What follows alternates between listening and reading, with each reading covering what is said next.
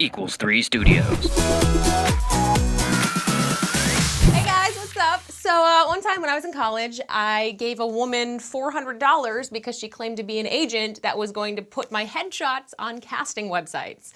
She was a con woman and I lost my money. And there are lots of crazy con people out there, and I decided to look at some of the most dangerous con artists ever. Ready? Let's continue.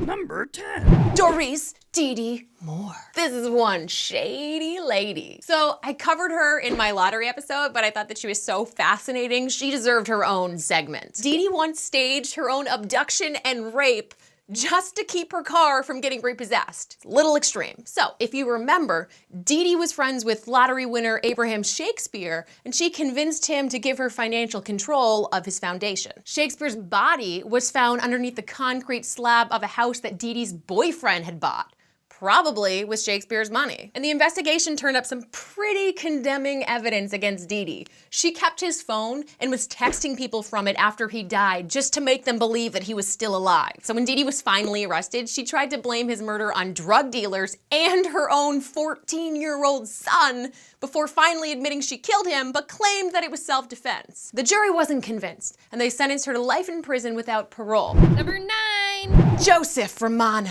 Our friend Joseph here was convicted and imprisoned for running a coin scam targeting the elderly. The concept of his scheme was to convince grandmas to buy old coins, promising that they would increase in value. In prison, his partner sent him money to help him live large on the inside. You know, like extra money for snacks and paying for people not to kill you and paying for that rope to tie around your waist when you drop the soap. It doesn't actually drop, it just falls to about knee level. While Joseph was behind bars, he contacted a hitman and offered him $40,000 to behead the judge that sentenced him. That's a leap. The guy that Joseph had asked to kill the judge was actually an undercover federal agent, and Joseph was sentenced to life in prison. Plot twist! Joseph had been conned. Number 8. Peter Popoff picked a pack of pickled peppers. Peter Popoff, yep, that's his real name, is a self-proclaimed prophet, a televangelist, and yep, you guessed it, a con artist. In the 80s, he would stage these huge faith-healing revivals where he claimed to be getting messages from God about ailments of the congregation. In reality, he was getting messages from his wife via an earpiece. You see, when guests arrived at this big faith healing, they were supposed to write down on a card what was ailing them and put it in this little box, and then the wife would take the box, read the cards, tell her husband through an earpiece who to pick and what their illness was. This might not seem dangerous, but it was, because a lot of his victims refused to seek medical treatment because they thought that they had been cured. Finally, someone caught on, and this magician known as the Amazing Randy, he exposed Popoff's conspiracy by intercepting the radio transmissions that Mr. Popoff was getting in his ear. So he recorded them and then later ran that footage on The Tonight Show with Johnny Carson. Busted. So that was the end of Peter Popoff and his fraudulent ministry, right? Nope. He's still around, making millions of dollars in selling miracle spring water on his website. Miracle spring water, I should probably get some though. Number 7. Gaston Bullock means. This guy is a man of many means. You might say he means business. You know what I mean? You right. Means was a bootlegger, forger, swindler, murder suspect, blackmailer, and con artist in the early 20th century. He was a part of President Harding's Ohio gang, which was known as this inner circle of politicians who were involved with financial scams. He became acquainted with this wealthy widow and integrated himself into her life. Pretending to be her investment advisor, he stole all of her inheritance that her husband had left her, and then he took her to a gun range and shot her in the head. I mean, at least that's what the coroner thought. Means, however, conveniently said that she shot herself by other means. Yes. But there was no gunpowder residue around the wound like you would expect if she held the gun to her head and shot herself. So it looks like it was murder. A jury in his hometown acquitted Means after only 15 minutes of deliberation. Probably because they were terrified of him because he was so well connected and they didn't want to piss him off. So his scamming continued.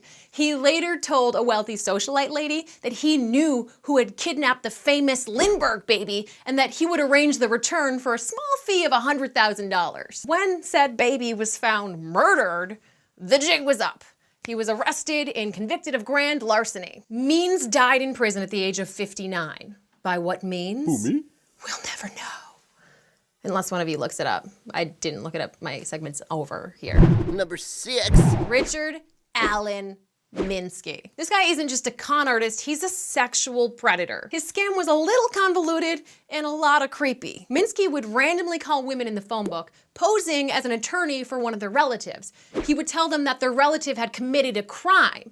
Usually it was a hit and run. He would tell these women that there was a witness to the crime that would have to be bribed with money or sexual favors. He would instruct the women to dress provocatively and meet him at a hotel where he would pose as the so-called witness and have sex with them. Minsky was difficult to prosecute a lot of the time because there was no weapon or threat of bodily injury. And even when he did get convicted, he would just get right back out on parole and go back to scamming and sleeping with these poor women. Finally, he was put away for good when a warrant was put out for his arrest because he failed to register as a sex offender. Congratulations, Minsky, you're a scumbag. Good luck with those conjugal visits, because it's pretty hard to convince someone that there's a witness to a case in prison already that you should sleep with.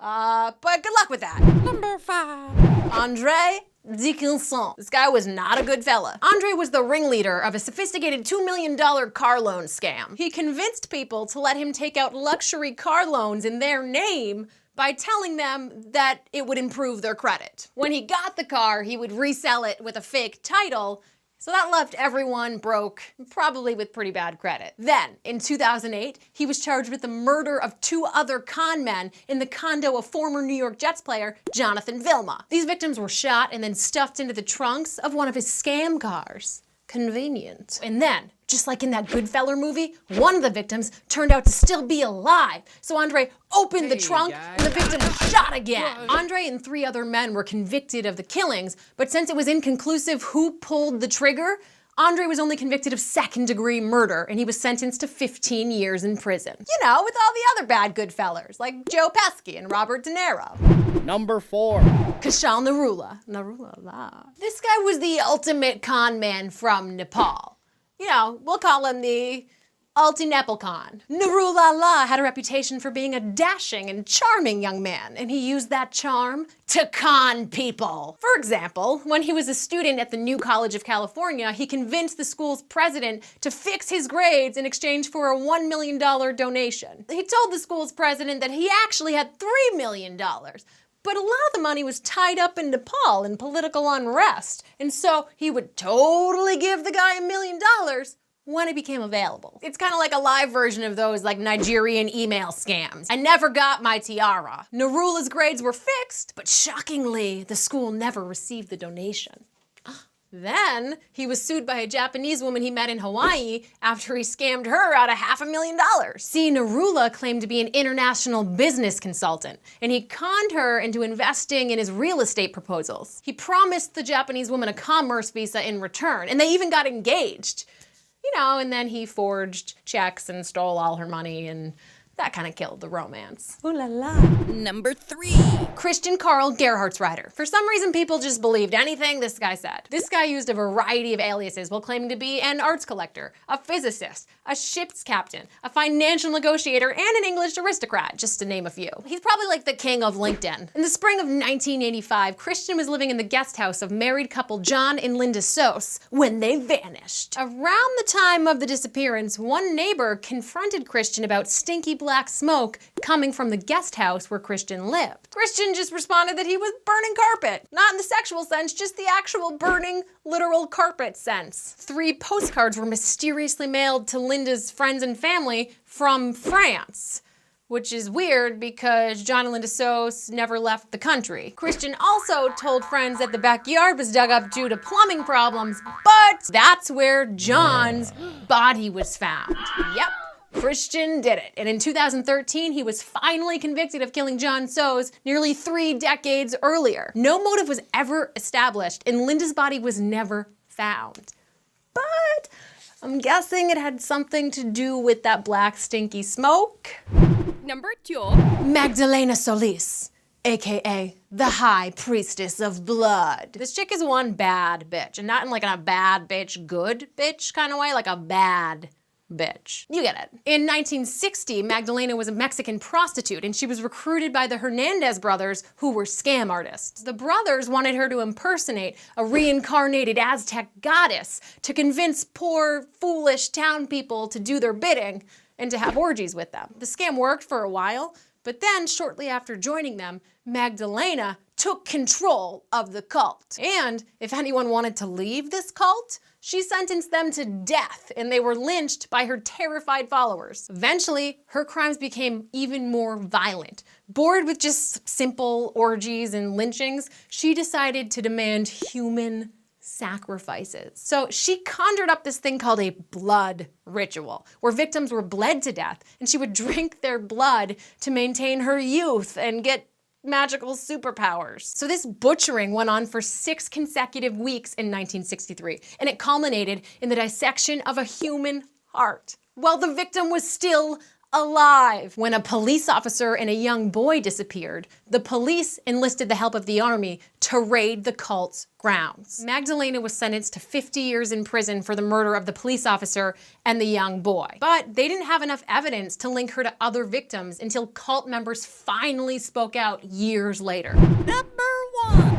Bernie Madoff. You guys ready for this? Bear with me here. Bernie, he's a former stockbroker and a connected investment consultant. He confessed to concocting a Ponzi scheme that is considered the biggest financial fraud in conscious history. His continual conniving and conspiracy cost thousands of his confused victims losses into the billions. So consequently, some of his most concerned consumers famously committed suicide when his fraud was confirmed because he made off with an inconceivable amount of their wealth. In conclusion, he's been condemned to live contained behind concrete constructs known as prison cells. You gotta admit, it's pretty crazy that he made off with so much money, right? You can agree with me? Cool, congrats, we're finished! 10 for 10. All right, guys, that's it for today. If you've learned anything, it's not to trust anyone, ever. And don't use any more con words, because I'm sick of them, all right? My name is Kelly Landry, and you're smarter than you were, considerably. Thank you for watching this Equals 3 Studios production. To watch another episode, click here. Also, don't forget to subscribe. And now, I dance!